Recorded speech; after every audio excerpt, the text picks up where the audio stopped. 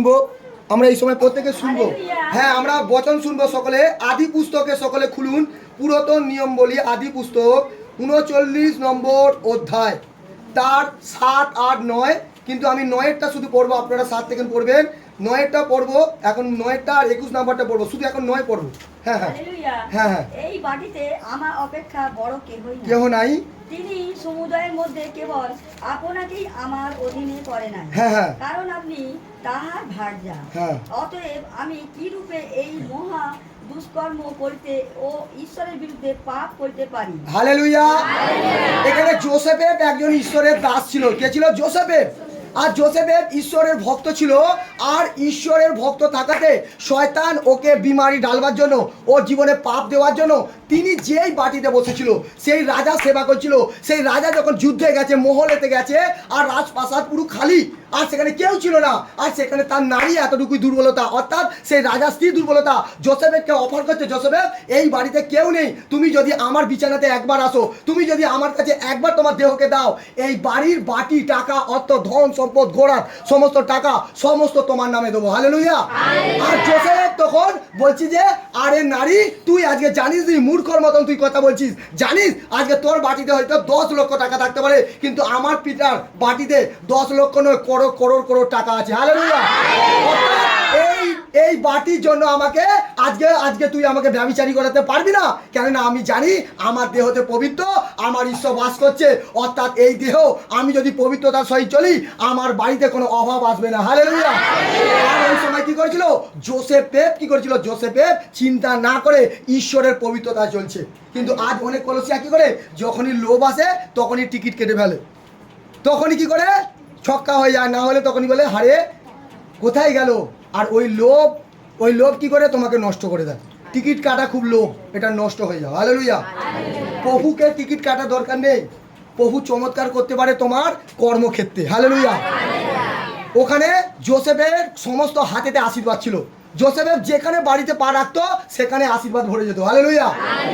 আপনার কখনো লটারিতে দরকার নেই, তুমি দাস দাসীদের সঙ্গে চলো, যে দাস দাসী তোমার বাড়িতে একবার পা রাখবে সে পবিত্র দাস, তোমার জীবন বদলে যাবে। হালেলুয়া।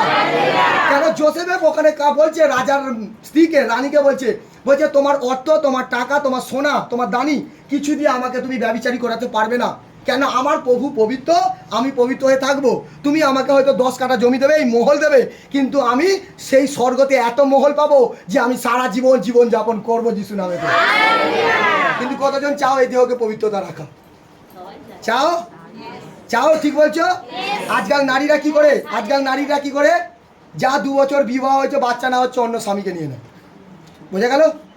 আজকাল যদি স্বামী যদি এরকম বউ না হয়, সে বউকে ডিলেট করে দিয়ে অন্য স্বামী নিয়ে নেয়। সাবধান, একটা আদম একটা হবা। হালেলুয়া। কটা আদম স্বর্গ থেকে এসেছিল? আর হবা? অর্থাৎ তুমি পাপ না করো।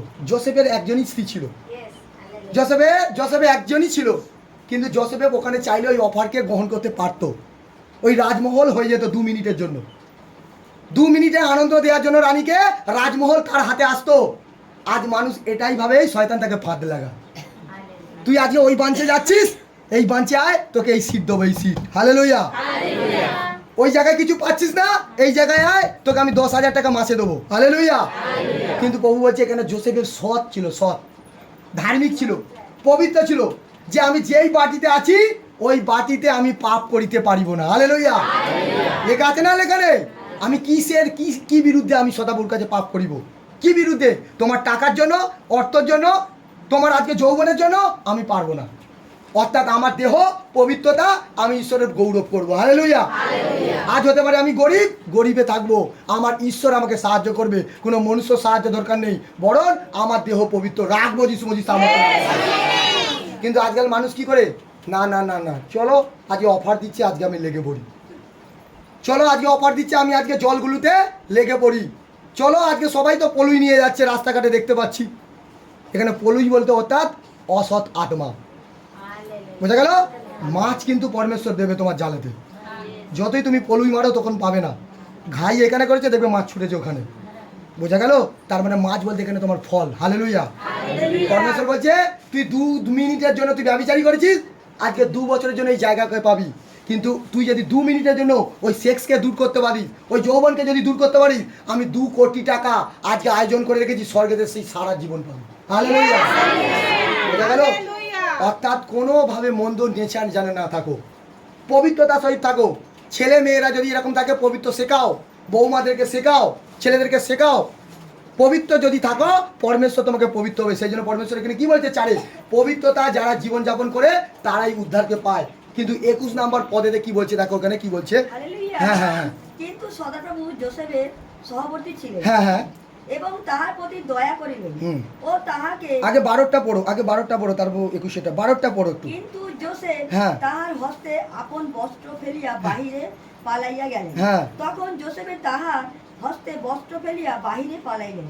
দেখিয়া সে নিজ ঘরের লোকদিগকে ডাকিয়া কহিল, দেখো, তিনি আব্রাহামের সহিত ঠাট্টা করিতে একজন ইব্রিয় পুরুষকে আনিয়াছেন। হালেলুয়া। হালেলুয়া। এখানে কি বলছে? ওই অফার রানী যখন রানীর সাথে ডিল করছে না, সে ঈশ্বর পবিত্র সন্তান সে যোসেফে, সে রানীর সাথে ডিল করছে না যে আমি এই পাপ কাজ করতে পারবো না।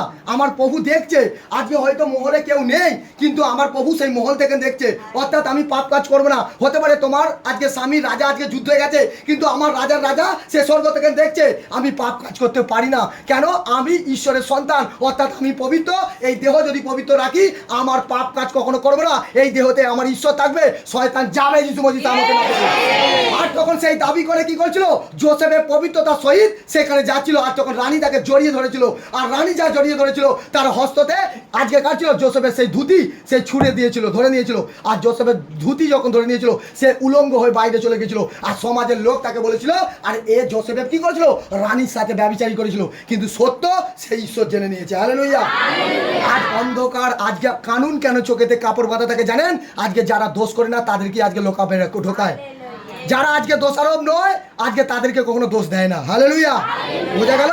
যারা আজকে দোষ করে তারা শাস্তি পায় না, কিন্তু আজকে যারা দোষ করে না তাদেরকে শাস্তি দেয়। ঈশ্বর বলছে, চিন্তা করছিস কেন? আমার চোখেতে যোসেফেও ওইখানে শূন্য ছিল।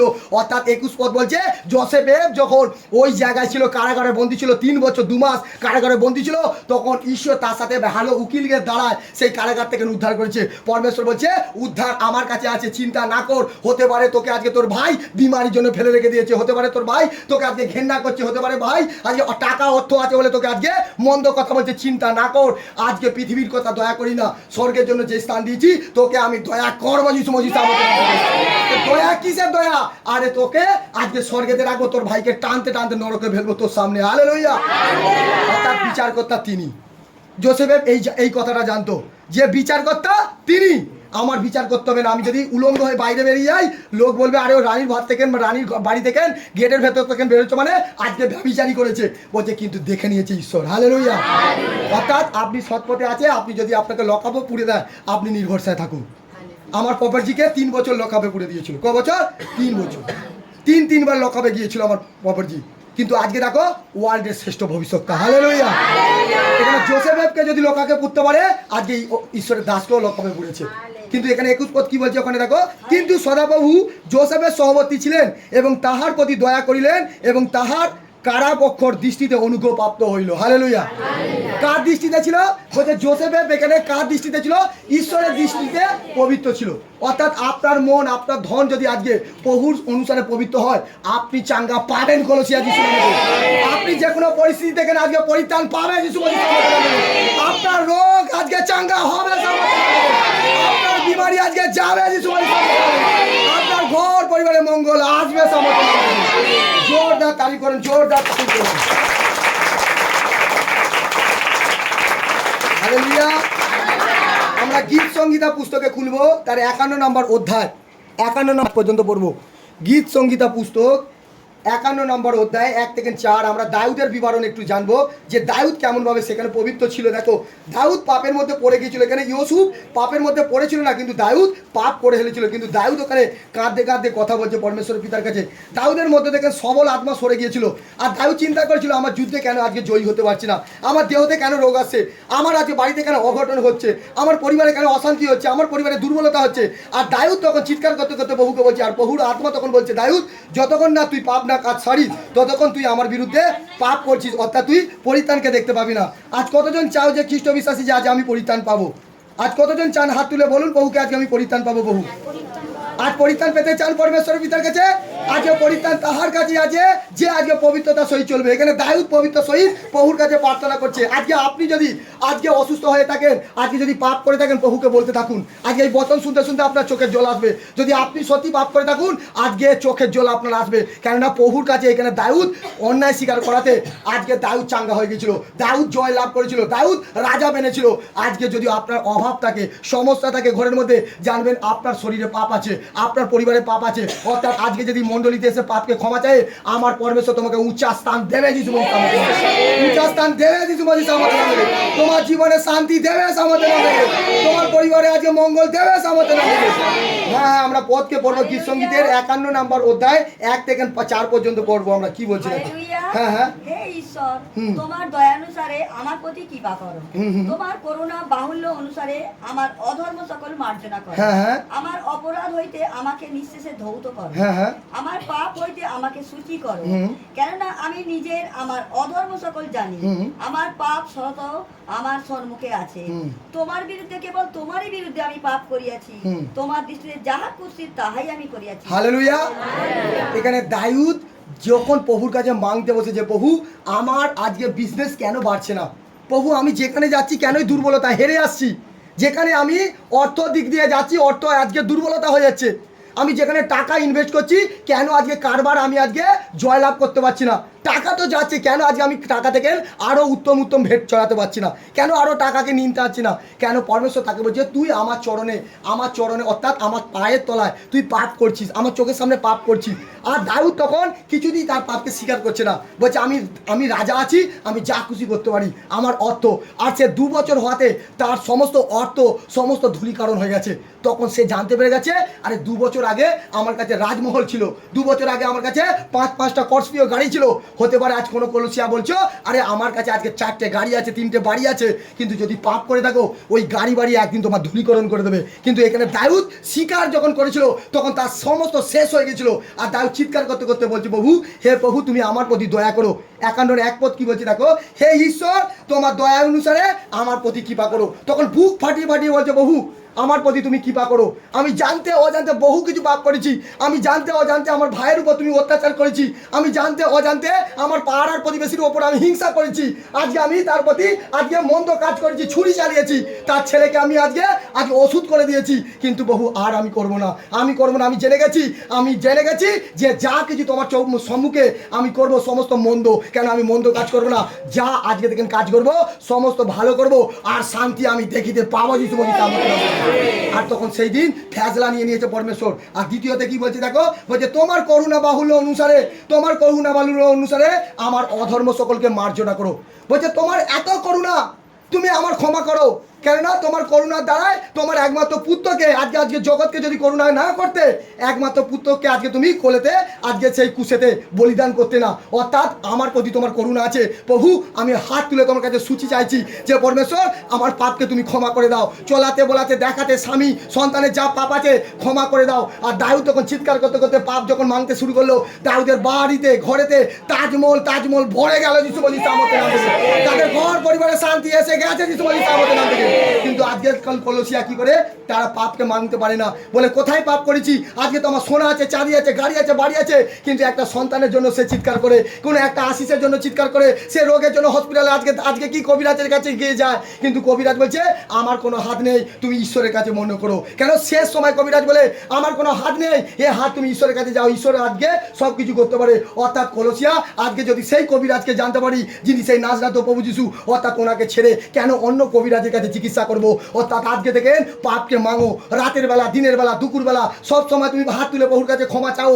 আজকে প্রার্থনা বলছে, আরে মসি ব্যক্তি বলে আরে কেমন করে আমি প্রার্থনা করবো, আরে কেমন করে দাদা আজকে আমি প্রার্থনা শিখবো, আরে কিছু প্রার্থনা করা দরকার নেই, ধন্যবাদের ভেট চড়াও, প্রভুকে বলো প্রভু আমার মুখের পাপ, আমার স্বভাবে পাপ, চলাতে বলাতে পাপ, তুমি ক্ষমা করো। কেন আমি অনেক জানতে অজান্তে পাপ করেছি।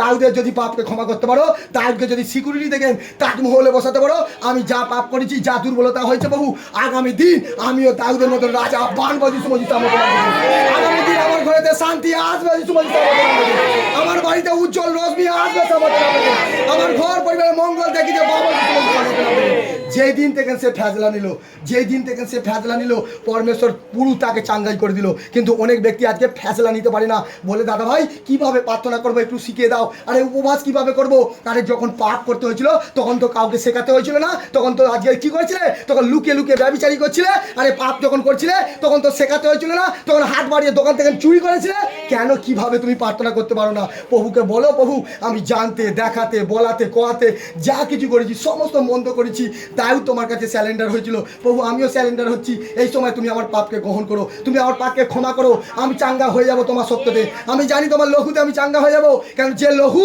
তুমি আজকে পৃথিবীকে ছড়িয়েছো সেই লহুতে যে বিশ্বাস করবে সে আজকে সুস্থ হবে যিশু মসজিদ আমাকে নামে, সে পরিত্রাণ পাবে যিশু মসজিদ আমাকে নামে।